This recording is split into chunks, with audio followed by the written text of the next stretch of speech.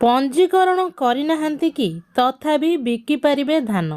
चाषी हाईकोर्ट को बड़ राय आसतु जानिबा। तो भिडियोटी को एबे देखुथिले फास्ट लाइक कर दियंतु एवं आपण मानकु अनुरोध भिडियोटी को शेष जाए देखंतु। तो आसंतु भिडियोटी को स्टार्ट करिबा। समस्तंकु मो नमस्कार, मु लिपा आपण मानकु स्वागत करुछि मो यूट्यूब चैनल लिपा मनी राइट को। तो पंजीकरण करिनथिबा चाषी को हाईकोर्ट रु आश्वस्ति। पंजीकरण करनथिले भी धान बिक्री हेबेनी वंचित।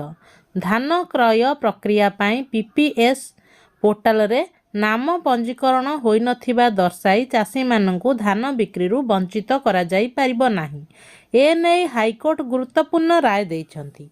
अदालत कहिछि जे सरकारक धान संग्रह व्यवस्थार मुख्य उद्देश्य हेउछि चाषी कल्याण एवं सेमानकु उत्पादन वृद्धि पाई उत्साहित करिबा।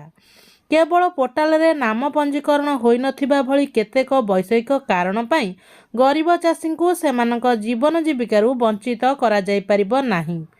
तो हाईकोर्ट तांको राय यह कहिछंती। तेणु एने रुजु एक मामला रे हाईकोर्ट आवेदनकारी चाषी माने अदालतक आदेशर नकल कॉपी दाखल करिबा मात्रे सेमानक धान किनिबा पई आवश्यक पदक्षेप नेबाकू निर्देश दिया जायछि।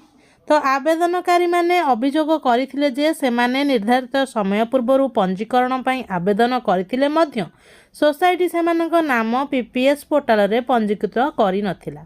फल सेमाने सेमानकर धान बिक्री करिबारु वंचित होइथिले। एने जिलापालक निकट रे अभियोग करथिले। जिलापाल मध्य सेमानक अभियोग उपरे कोनोसी पदक्षेप नै नथिले। आवेदनकारीक एही पिटिशन को राज्य सरकारक पक्षरु विरोध करा जायथिला। राज्य सरकार जुक्ति रे दर्शाइथिले जे चाषी माने समय सीमा रे शेष हेबा परे आवेदन करथिले, तेणु सेमाने धान बिक्री करिया पई योग्य निहंती।